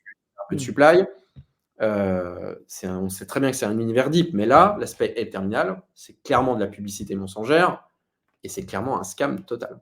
Et au final, on s'est rendu compte que des organes de sécurité avaient lu aussi ces enquêtes-là. Ils sont rentrés en contact avec nous par la suite parce qu'il y a eu des fois certains dépôts de plainte ou des choses comme ça. Donc c'était marrant, tu vois. Et Ape Terminal a été un cas assez marrant parce qu'on a pu voir via différentes sagas et on a pu isoler les clusters. Tu vois, les gens ont compris le cluster des influenceurs, le cluster de la team, le cluster des snipers, qui au final est très court. Hein. Le cluster des snipers, ça reste, ils sont là pendant même pas une heure. C'est-à-dire qu'il faut travailler. C'est pour ça que la data historique exhaustive est très importante au début parce qu'au final, sur la V1, on travaillait avec des timestamps, c'est-à-dire qu'il y avait un refresh de map qui était fait peut-être des fois tous les jours, tous les 4 jours, tous les mois en fonction de l'activité du token. Et des fois, pendant ces périodes de temps, on ne voyait pas vraiment ce qui se passait. On arrivait à remettre à jour, mais si une personne avait acheté entre-temps et avait revendu juste après, elle passait sous le radar. Et il suffisait qu'elle ne détienne plus de token pour qu'elle soit aussi hors radar. C'est ce qui s'est passé avec Shiba, où je t'ai légèrement expliqué. La personne de Shiba avait très bien compris comment marchait la V1, c'est-à-dire que si tu vidais, donc par exemple, tu avais un wallet central, tu envoyais ça à 10 autres wallets. Si tu vidais le wallet au centre, bah, du coup, il n'était plus considéré comme un détenteur, comme un holder, donc il disparaissait de la map. Donc les 10 autres wallets n'étaient plus connectés. C'est pour ça qu'aujourd'hui, sur la V2, c'est des choses qui vont bien entendu changer. On pourra rajouter des adresses qui ont détenu auparavant, mais qui ne détiennent plus aujourd'hui. C'est là que tu pourras voir justement toute cette quantité de data vraiment mise en exergue et faire une analyse beaucoup plus puissante. Et à chaque fois, du coup, nous, en interne, on arrivait à rajouter les wallets. Ce n'était pas possible sur les utilisateurs standards, mais on avait demandé à Léo, notre CTO, bon, écoute, mets-nous quelque chose pour ajouter les adresses, parce qu'on sait que c'est quelqu'un qui est détenu, mais elle est vide aujourd'hui, et on perd justement toutes les connexions. Et donc, du coup, on a fait plein de threads justement sur Shiba, sur l'un des cofondateurs de Shiba. Mais tu verrais les maps, c'est sublime. On regardera si on peut en mettre une. C'est un Avec peu comme plaisir. où tu as vraiment le wallet central qui se resplit, qui se resplit encore. Ça, c'est super. Ouais. Et Shiba était assez intéressant. Et puis, il y en a une autre aussi qui était Gala, qui est l'un des plus gros tokens aussi sur Ether. Et il y avait Gala V1. Il y a eu aussi 2 conflits entre les 2 cofondateurs, le CEO et le COO. À l'époque, ils avaient de l'argent dans la compagnie réserve. Ils ont décidé, via un document juridique qui était public, parce qu'il y a eu une vraie enquête derrière, et on a pu faire justement le rapprochement avec la data on-chain. Ils avaient décidé justement de resplitter 100 wallets en 100 autres wallets qui étaient les siens, non multisig. Après, il y avait 50% qui étaient à peu près détenus pour le CEO, 50% pour le CEO. Ils ont resplitté ça entre eux, et encore et encore. Et en fait, tous les différents mouvements qui étaient énoncés dans le document étaient justement... tu pouvais les traduire via la data on-chain. C'est un thread qui avait aussi bien marché. C'était marrant de faire le rapprochement des deux. Ah, mais c'est fou. C'est fou et je comprends tout à fait que les personnes sur Twitter suivent avec attention parce que c'est une drôle de story. On aime bien, comme on l'a dit, les trucs qui sort de l'ordinaire. Et là, vous êtes en train de mettre à jour beaucoup, beaucoup de choses. On dit souvent l'écosystème Web3, c'est très scammy. Non, c'est pas très scammy, mais effectivement, il y en a de temps en temps. Et il y a des gens qui sont là pour aussi les mettre à jour et Bubble Maps en fait partie. Et ça, Exactement. c'est très important. Peut-être, est-ce que tu peux revenir sur un mot aussi que tu as dit plusieurs fois avec tes mots de manière simple, expliquer ce que c'est qu'un cluster. Ça, je pense que c'est important peut-être de le dire, parce que tu Ouais. l'as dit vraiment beaucoup de fois. Alors du coup, sur Bubble Maps, on affiche des adresses, des bulles. Donc ça peut être des personnes qui détiennent du token ou une collection de NFT. Et quand ces wallets se sont transférés quelque chose, sur de l'Ether, sur du stablecoin ou sur du token natif en question, du coup, on vient créer un lien. Donc ces 2 bulles se rapprochent. Parce que ces 2 bulles se connaissent, elles se sont envoyées quelque chose. Et dès que tu as 2 bulles qui se rapprochent, justement, qui se Ça fait un connectent, cluster. un link, ça fait un cluster. Et plus le cluster est important, plus il a une signification. Et des fois, tu te retrouves avec des clusters aussi avec des formes géométriques, avec des symétries. Et souvent, c'est les plus propres Genre parce que pyramidal ou est-ce qu'ils sont... souvent un peu en demi-cercle Ok. où tu vas avoir, c'est souvent du wallet splitting, où tu vas avoir un IDO contract qui a envoyé ça à plein d'influenceurs. Donc en fait, ce qui est marrant, c'est qu'on a différents modes de vision de transfert. C'est-à-dire que tu peux faire le mode Ether. Imaginons que tu as un wallet central qui récupère des fonds d'une private cell de Ouais. 250 influenceurs. Donc, du coup, tu vois les 250. Et dès que tu te mets en mode, non pas Ether, mais token natif en question, bah, du coup, le transfert se fait dans l'autre sens, avec Totalement. les TGE, les vestings, etc. Donc, en fait, les clusters, ensuite, derrière, ont différents patterns. Donc, c'est sûr que les plus classiques, manipulation de marché, wash trading, mais ça peut être des clusters de pools de liquidité, par exemple, tous ceux qui ont tradé sur des decentralized exchange, qui ont interagi via des protocoles comme AAV, tous les protocoles décentralisés. Donc, en fait, dès qu'il y a de la data on-chain, bah, tu peux voir ce qui se passe. Ceux qui ont utilisé Tornado Cash, ceux qui ont utilisé Disperse, etc. OK, donc je pense que là, c'est beaucoup plus clair pour tout le monde la partie cluster. Parce qu'effectivement, on sait tous ce que c'est qu'un cluster. On se dit: «Bon, OK, c'est un bloc où il y a plein de monde et On l'a tout», mais beaucoup entendu pour comment le c'est Covid, fait? hein, Jean, Pardon? on l'a beaucoup entendu pour le Covid. Ouais, aussi, ouais, grave. Non, c'est exactement ça et on l'a entendu parler, mais on se dit: «Mais OK, mais un cluster chez Bubble Map, ça veut dire quoi?» Ça veut dire que c'est un endroit où ils sont plusieurs, mais pourquoi ils sont plusieurs? Bah, tout simplement parce qu'ils se connaissent et qu'ils ont déjà fait des transactions entre eux Absolument. et c'est ça que ça et c'est comme ça que ça provoque le cluster. OK, ultra clair En et fait, je pense que pour tout pour le monde, revenir là-dessus, ça l'est. l'avantage de la visualisation, c'est que tous les projets qui se lancent aujourd'hui ont une tokenomics. Ouais, Non pas liée à l'utility, mais liée aux allocations. Si tu mets 2% pour la team, 3% pour l'advisory, 5% pour la fondation, 20% en seed, et bien tout ça, c'est visible sur Bubble Maps. Et après, il y aura peut-être des systèmes d'alerte qu'on pourra mettre justement en avant pour voir justement si tout ce qui est lié à l'allocation est respecté ou non. Mais c'est vraiment de pouvoir visualiser ça sur tous les différents projets. ouais, je pense que c'est intéressant et ça, faut vraiment pas hésiter à aller vous connecter sur Bubble Maps. Comment ça se passe justement la connexion? On vient sur ton site internet, on doit s'inscrire? Comment ça se passe? Pour l'instant, très simple. Tout est gratuit. Vous pouvez aller analyser tous les différents tokens sur les blockchains qu'on héberge, donc Ether, Polygon, Phantom, Avalanche, Arbitrum, Base dans pas longtemps. Cool. Parce que c'est la V1. Le but aujourd'hui est de gagner en traction, gagner en utilisateurs. Et la V2, comme je te l'ai dit, va arriver dans peu de temps. On a déjà une bêta en interne qui va être partagée ensuite à nos différents investisseurs, à différentes personnes clés d'écosystème pour avoir aussi leur feedback. Et on aura une private beta qui va arriver au cours des prochains mois, qui sera encore accessible et une Génial. publique d'ici peut-être août ou septembre. OK. Et à OK, partir de OK. là, une fois qu'on aura ça, le but est encore d'augmenter le nombre d'utilisateurs et ensuite développer vraiment des catégories sur le B2B, organes de sécurité, B2C, parce que c'est sûr que les besoins vont être différents et aussi pour nous, les coûts vont aussi beaucoup augmenter parce que quand tu fais de l'ingestion en interne et on va devenir aussi data provider via des systèmes d'API. Donc, donc ça, on a énormément de demandes dessus, donc ça va être assez intéressant. Et aujourd'hui, vous avez des partenariats stratégiques avec qui vous travaillez, de manière quotidienne ou est-ce que tu Alors, peux nous en dire plus?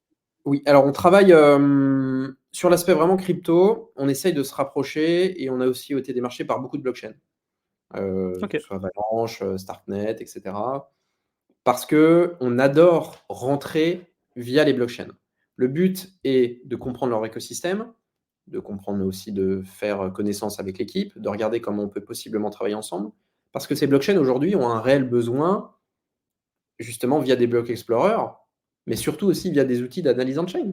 Parce que tous les totalement. utilisateurs de la blockchain ont envie de voir qu'est-ce qui se passe. Et il y a des blockchains qui me disent, voilà, je veux Bubble Maps sur ma blockchain parce qu'il y a énormément de projets qui sont en train d'être créés et on a envie. Donc ça, c'est aussi un axe de business relativement important. Et dès qu'on travaille avec ces gens-là, le but est de travailler aussi sur une paire, donc une public relation en symbiose, où on va pouvoir parler comme quoi nous, on est directement, enfin, on est intégré sur cette blockchain, eux vont pouvoir aussi communiquer sur nous. Et derrière, c'est très simple de contacter tous les projets qui ont build dessus, parce qu'on a souvent des Ouais, c'est intros clair. par la blockchain. Donc on arrive à reach facilement, à proposer nos services, et c'est beaucoup plus simple comme ça.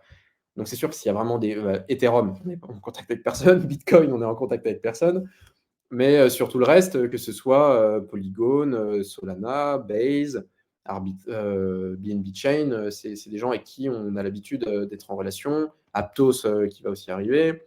Donc non, non, il y a beaucoup de choses qui sont en train d'être créées via ces blockchains-là. Et au final, incroyablement surpris avec le nombre d'L2 aussi qui est en train d'être créé.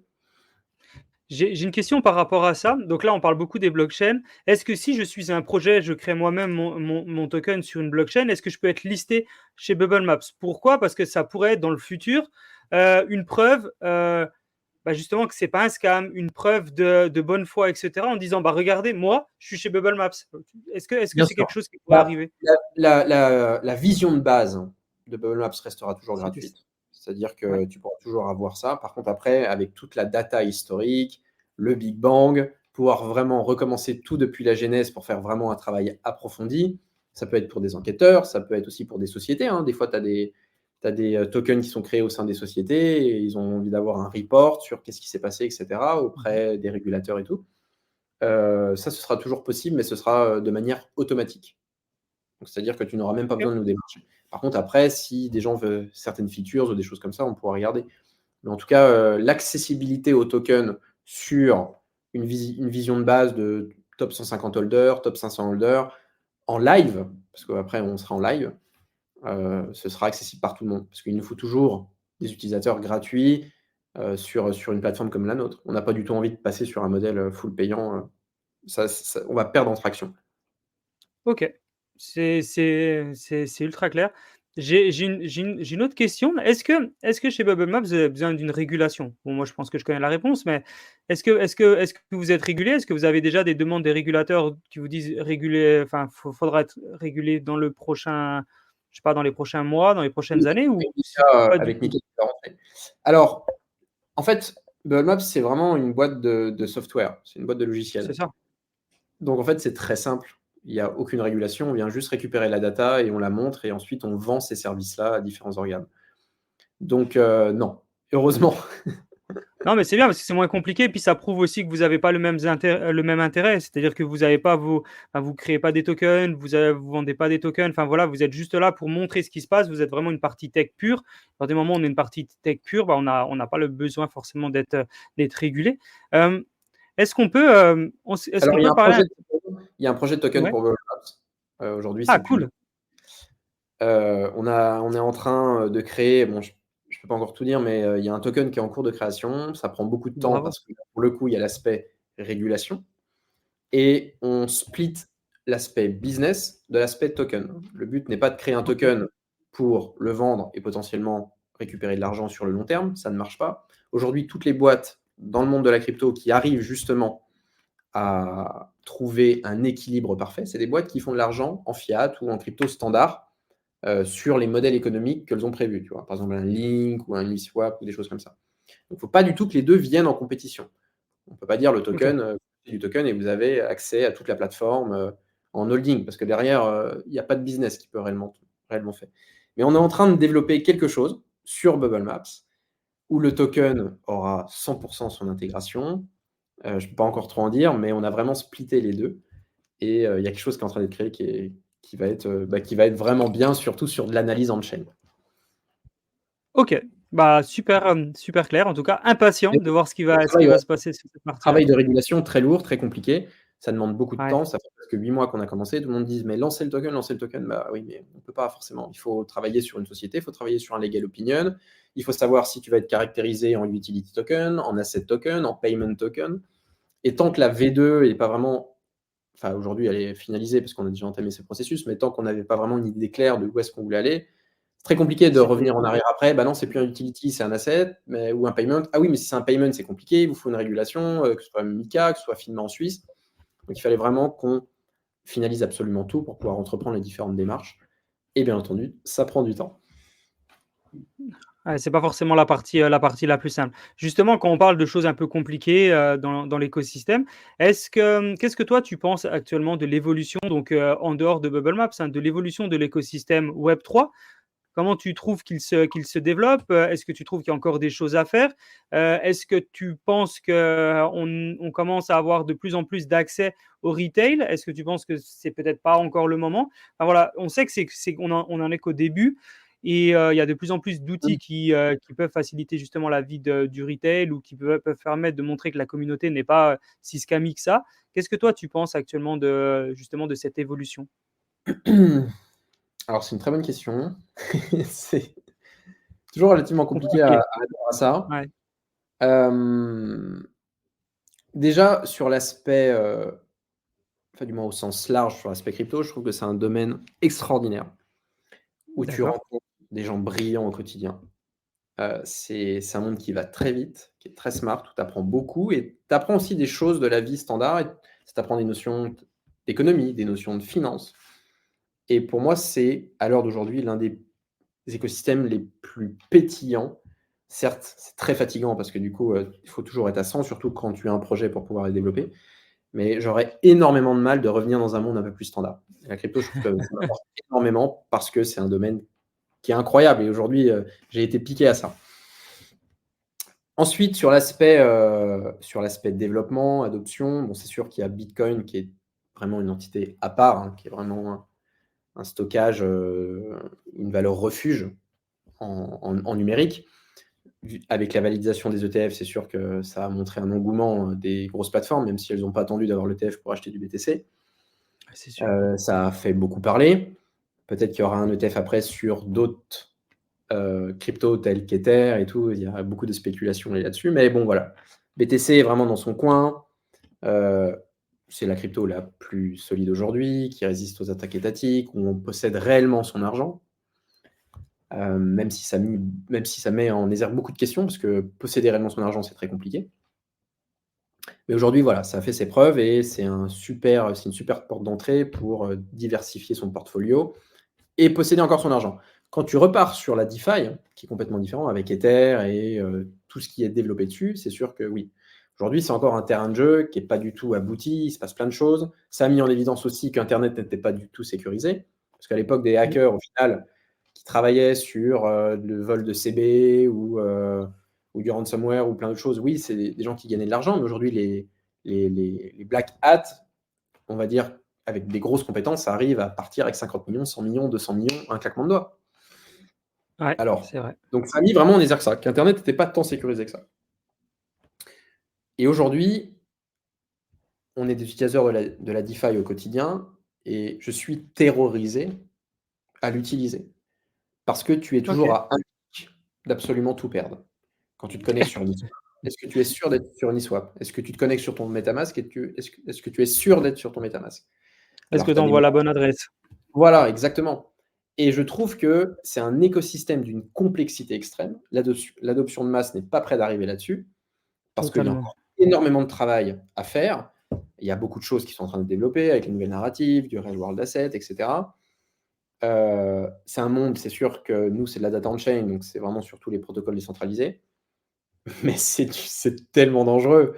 C'est incroyable. Tu es à 2 doigts de te faire perdre, de te faire drain ton wallet. Donc voilà, pour conclure là-dessus, écosystème, ben, qui est pas du tout mature.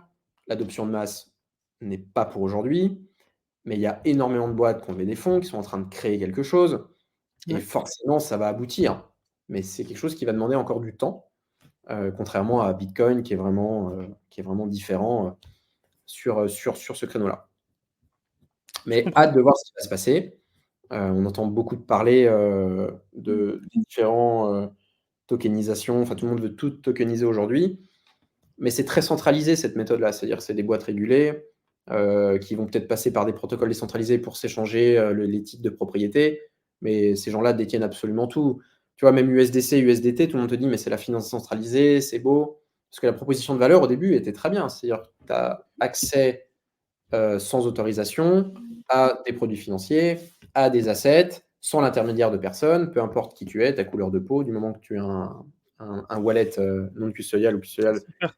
non custodial surtout, tu peux faire absolument ce que tu veux. Mais quand les stablecoins sont rentrés, la liquidité a été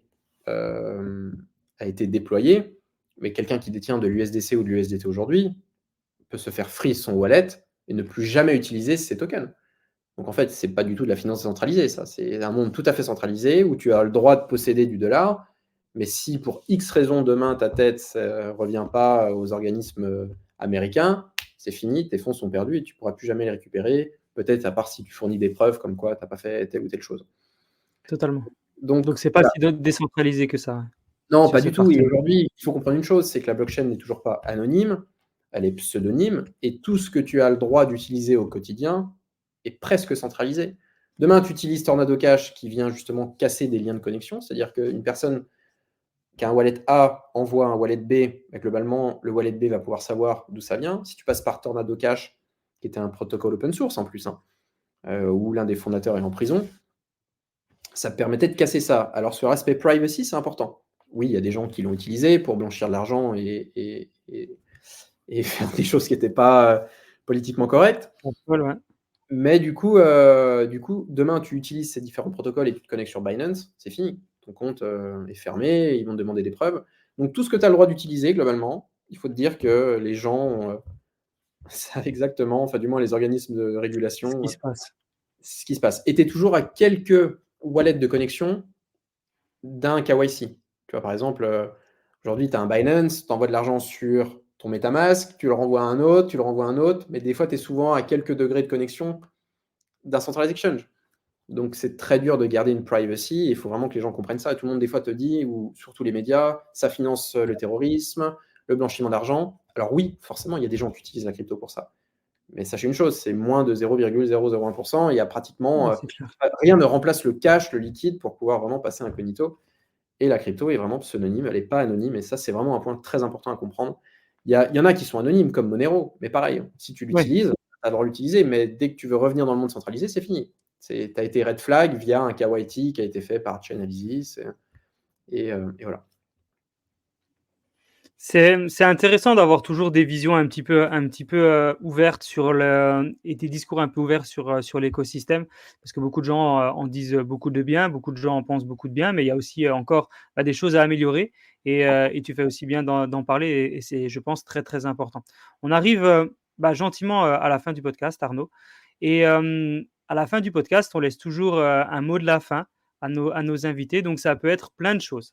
Le mot de la fin, ça peut être une anecdote, ça peut être une autre histoire que tu nous as pas racontée, ça peut être un sujet que tu voulais aborder dans ce podcast et que tu voulais partager à la communauté et on n'est pas venu dessus.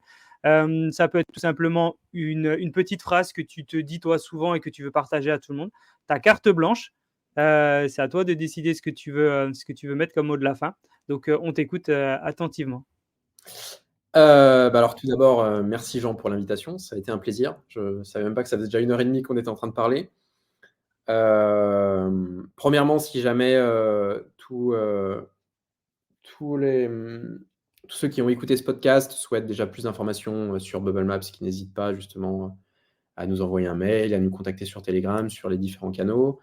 Pour les plus téméraires et qui ont envie d'apprendre justement sur la data on-chain, se connecter sur Twitter, parce Ouais. que c'est vraiment là où le contenu est publié. Une petite anecdote. Alors, ça va être une anecdote liée à Nicolas, mais qui nous a tous impactés. C'était, je pense, à peu près il y a un an et demi. Ça a été un moment d'excitation assez extrême. On venait créer Bubble Maps, qui était bien entendu sur la V1. C'était un peu nos débuts. Et je me souviens, Nico, qui était à Paris, descendre chez lui, promener son chien, et il s'arrête devant un sushi. Et là, il entend 2 personnes parler de crypto-monnaie à l'époque. Et ces personnes-là sont en train de parler. Il y en a un qui lui dit: «Écoute, j'ai découvert un outil formidable, ça s'appelle Bubble Maps, Mais non. c'est pour faire de l'analyse». Et là, Nico, enfin, d'après ce qu'il nous a dit, il était vraiment out, quoi. Il ne bougeait plus, il écoutait ça, c'était presque un rêve. Ah! Et ça a mis un chaos total et il est remonté chez lui après derrière et il nous a envoyé un message en disant: «Les gars, mais il vient de m'arriver quelque chose», et on a partagé ça Formidable. limite avec lui parce qu'il y avait eu une émotion de dingue de te dire: tu développes un petit truc dans ta chambre et tu descends en bas de chez toi et tu as des gens qui parlent justement du projet Bubble Maps Alors et déjà c'est parler des de crypto, c'est rare, puis en plus enchaîner avec Google Maps, c'est incroyable. et Félicitations. ça a été un moment assez incroyable et encore une fois, le fait de vivre des aventures entrepreneuriales, c'est quelque chose d'incroyable. On encourage tout le monde. C'est sûr qu'il y a des gens qui ont une protection de l'emploi sur certains CDI avec une famille. Des fois, c'est toujours compliqué d'entreprendre. Mais quand tu as la chance et l'envie de le faire et de le partager avec des gens passionnants, où tu peux le partager, c'est vraiment le cas de le dire. C'est-à-dire que des fois, quand tu es tout seul en solopreneur, il se passe des choses incroyables. Ça peut être des ups et des downs. Quand tu es dans le down, tu es Totalement. content aussi d'avoir des gens avec toi.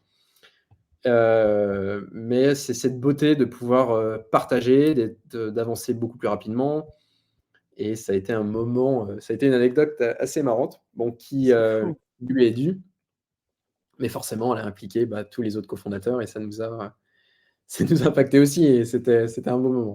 Voilà. Et la question que tout le monde se pose, c'est: est-ce qu'il a parlé avec eux du coup? Qu'est-ce Je qu'il pense a qu'il aura fait? Ou il est alors juste resté bloqué? il aura touché 2 mots, mais il leur a pas dit que c'était, Bubble Map se passait juste quelques étages au-dessus, dans sa chambre.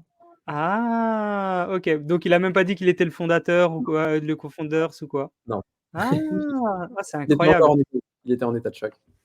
Ouais, je pense, bah, c'est jamais très enfin, je pense que c'est jamais très facile, on peut-être ou de même de rebondir sur le sujet. Alors je pense qu'ils auraient parlé en mal, peut-être il aurait rebondi, il aurait défendu son truc, mais là, ils ont Possible, parlé en bien. Il s'est le dit connaissant possible. il s'est dit: «Mais je vais même pas en parler mieux qu'eux, donc autant les laisser». Puis qui mieux que, bah, les utilisateurs pour parler en bien de la société? Enfin, les Bien sûr, fondateurs, ils en parlent vraiment en bien, mais avec leur vision, mais les utilisateurs, bah, c'est eux qui aussi au quotidien utilisent quelque chose et bah, absolument. c'est vraiment le Bien meilleur, sûr. enfin, ouais, la meilleure notation, le meilleur, feedback qu'on peut avoir, quoi. Ah oui, C'est juste la crypto, incroyable. c'est tellement niche, c'est tellement deep, ça reste quand même, Tellement, quelque chose que tu regardes sur un écran et des totalement. fois, de sortir de chez toi, tu as l'impression de re-rentrer dans le monde standard, et de voir des gens parler, ben, c'est quelque chose qui prend vie dans le monde réel Ouais, c'est clair, c'est clair. et là, tu te prends un coup parce que quand tu sors de tes canaux Telegram, et tu entends des gens en parler, ça a été un choc. Mais c'est des beaux moments après des anecdotes comme ça, je pense que j'en ai plein, mais j'en ai pas qui me viennent vraiment à l'esprit. Mais Ouais, celle-là, bah, ouais, c'est sûr. a été importante. Ouais, puis en plus, c'est une des premières en fait, c'est surtout ça qui est la force, c'est que c'était tout au début. C'est après maintenant des anecdotes, tu vas en avoir tous les jours, c'est sûr, mais celle-là, c'était la première parce que c'était le début, la création et tout, bah, à aucun moment tu peux t'en entendre parler. Si demain, toi, tu vas à la boulangerie, tu vas récupérer ton pain, puis devant toi, alors que Bubble Maps est en train d'exploser depuis un bon moment, tu entends parler de Bubble Maps, ça va te faire plaisir, mais ça va peut-être pas te toucher autant qu'à l'époque, enfin Il y avait l'excitation c'est du début, incroyable. un peu comme les premiers les premiers C'est amours, fou. tu vois ce que je veux dire? Ah, c'est fou. Bah, félicitations en tout cas. C'est vraiment très, très, très, très intéressant. Bah, vraiment Arnaud, c'était un plaisir de te recevoir dans ce podcast. J'avais encore plein de sujets à voir avec toi. On n'aura pas le temps de tous les traiter aujourd'hui. Bah, au pire, on fera un Pour la podcast. V2. Je pense que Oh, ce serait très ouais, intéressant de faire la V2 avec possiblement peut-être un tellement, partage d'écran et qu'on totalement, revienne un peu deep sur la data on chain. Peut-être que tellement. ce truc a été plus sur une introduction, bah, de l'entrepreneuriat, du monde de la crypto et après je pense qu'on rentrera un peu plus dans le deep. Mais avec plaisir, on fera Profondeur, ça ouais. sur la V2. Ouais, puis on fera aussi un visuel de ce que fait Bubble Maps et tout, Bien sûr. utilisé par toi et je pense que ça va être vraiment très intéressant avec la V2 en plus, avec grand plaisir. Comme ça, on finira les questions, puis on continuera, de voir toutes les autres choses. Parfait. C'était vraiment un Vendu. plaisir Arnaud. Encore bravo pour tout ce que tu fais avec tes C'est gentil. cofondateurs. Bravo Merci. pour Bubble Maps, c'est vraiment fort. Félicitations, puis, voilà, force à vous À la pour la prochaine. suite Ça marche. et et vraiment juste force à vous. À Merci. très vite Arnaud. Merci À tout le beaucoup. monde. Ciao.